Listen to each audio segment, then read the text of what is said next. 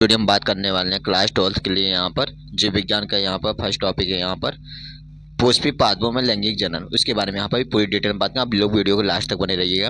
Point two point यहाँ step by step हम बताने वाले हैं। बात करते हैं पुष्प की संरचना कैसा होना चाहिए। यहाँ पर पुष्प एक क्या है, रूपांतरिक परोह है। यहाँ पर इसके दो चक्र पाए जाते हैं। कौन कौन से होते हैं? सह चक्र, आवश्यक चक्र। यहाँ पर सहायक चक्र क्या होता है? इसमें सहायक चक्र में बाह्य दल आते हैं। बाह्य दल हरे होते हैं जो पुष्प के कलिका अवस्था में सुरक्षा करते हैं, साथ ही प्रकाश संश्लेषण का भी कार्य करते हैं। यहाँ पॉइंट भी दिया गया है। दल रंगीन होते हैं जो परागकण क्रिया हेतु कीटों को आकर्षित करते हैं। सेकंड में बताया गया है बाह्य दलों दोनों पुष्प के अंदर पाए जाने वाले जननांगों की सुरक्षा भी करते हैं, इसलिए सहायक चक्र कहलाते हैं। यहाँ पर दिया गया है आवश्यक चक्र। यहाँ पर आवश्यक चक्र पुंगम और जायंग से मिलकर बना होता है। यहाँ पर अगले पॉइंट में हम बात करते हैं। यहाँ पर आवश्यक चक्र पुंगम जायंग से मिलकर बना होता है। पुंगम नर जननांग व जायंग मादा जननांग का कार्य करता है, इसलिए इन्हें आवश्यक चक्र कहते हैं। यहाँ पर चित्र के माध्यम से हम बताया गया है। ये क्या होता है? अंडाशय होता है। ये क्या आता है? तंतु होता है। यहाँ पर ये क्या था? परागकोश होता है। ये जो दिया गया है परागकोश होता है। ये पंखुड़ी होता है। यहाँ पर ये वर्तिका होता है। यहाँ पर ये जो बीच में है ये वर्तिका होता है। यहाँ पर इसको दिया अलग अलग पार्ट में दिया गया है। ये जो भाग होता है यहाँ पर तो क्या है? अंडाशय होता है। ये क्या होता है? बीच में जो है बीजांड होता है। ये ऊपर क्या है? दल, बाह्य दल होता है। यहाँ पर ऊपर क्या है? पुंकेसर है, वर्तिका है, वर्तिकांग है। यहाँ पुष्पी अक्ष यहाँ पर दिया गया है और यहाँ पुष्पासन दिया गया है, पुष्पवृत्त दिया गया है। यहाँ पर इसके पॉइंट यहाँ पर दिया गया है। यहाँ पर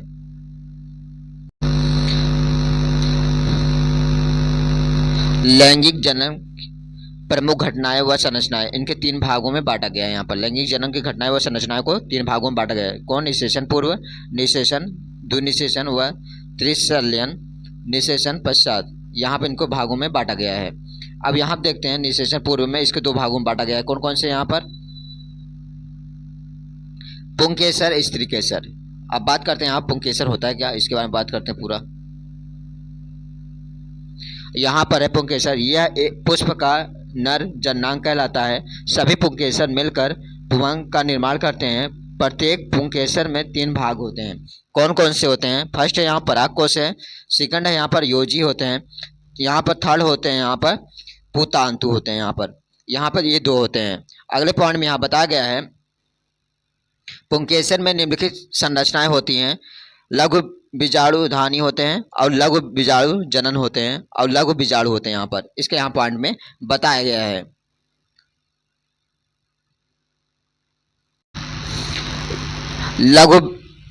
लघु बीजाणु धानी क्या होता है? प्रायः पुंकेसर में परागकोश द्विपालित होते हैं और प्रत्येक पाली में दो लघु बीजाणु धानी होते हैं पाई जाते हैं। यहाँ पर दोनों पालियों में कुल 4 लघु बीजाणु धानी होते हैं जो टेट्रास्पोरेजिएट कहते हैं। यहाँ पर परागकोश की संरचनाएं क्या होते हैं इसको भी देख लेते हैं। यहाँ पर जो परागकोश होता है, परागकोश में द्विपालित संरचना है। यहाँ पर 4 लघु बीजाणु धानियां पाई जाती हैं। यहाँ प्रत्येक लघु बीजाणु धानी में 4 परतें पाई जाती हैं। यहाँ पर बाह्य त्वचा क्या होता है? यहाँ पर यह परागकोश का सबसे बाहरी परत है जो एक स्तरीय होता है। आंतरिक भित्ति क्या होता है? यहाँ पर यह भी क्या है? एक स्तरीय परत है जो बाह्य त्वचा के ठीक नीचे होते हैं, पर इस पर एक अल्फा सेलुलोज के रेशे पाए जाते हैं जो परागकोश क्या होते हैं? स्फुटन में मदद करते हैं। यहाँ पर इसके बारे में यहाँ पर बताया गया। मध्य स्तर क्या होता है? यहाँ पर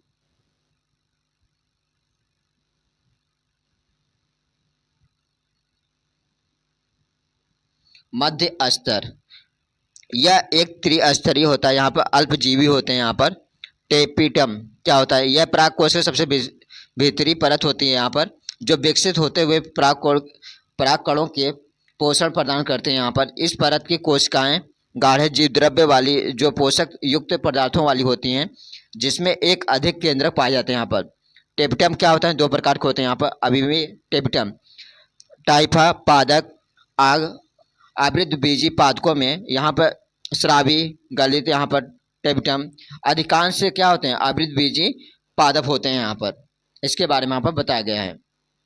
इसका यहाँ पर चित्र दिया गया है, इसको देख सकते हैं यहाँ पर परागकोश की संरचना का। यहाँ बात करते हैं परागकण का जीवन काल, जीवन क्षमता, अंकुर अंकुर क्षमता।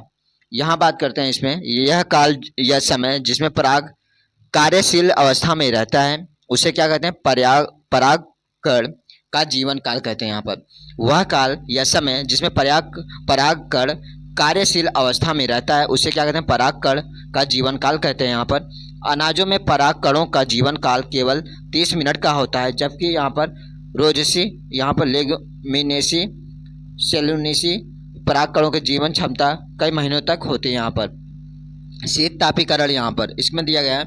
इस तकनीकी के अंतर्गत परागकणों के द्रवित नाइट्रोजन -196 सेंटीग्रेड में लंबे समय तक संरक्षित किया जाता है। यहाँ पर इस प्रकार पराग बैंक बनाए रहते हैं। यहाँ पर इसके पॉइंट में यहाँ अगले बताया गया है पराग बैंकों का उपयोग सफल के प्रजनन में किया जाता है, क्योंकि यहाँ पर उत्तम गुणों वाला परागकणों का संग्रह किया जाता है। यहाँ पर इसके बारे में यहाँ पर बताया गया। अब बात करते हैं स्त्री केसर के बारे में बात करते हैं। यहाँ पर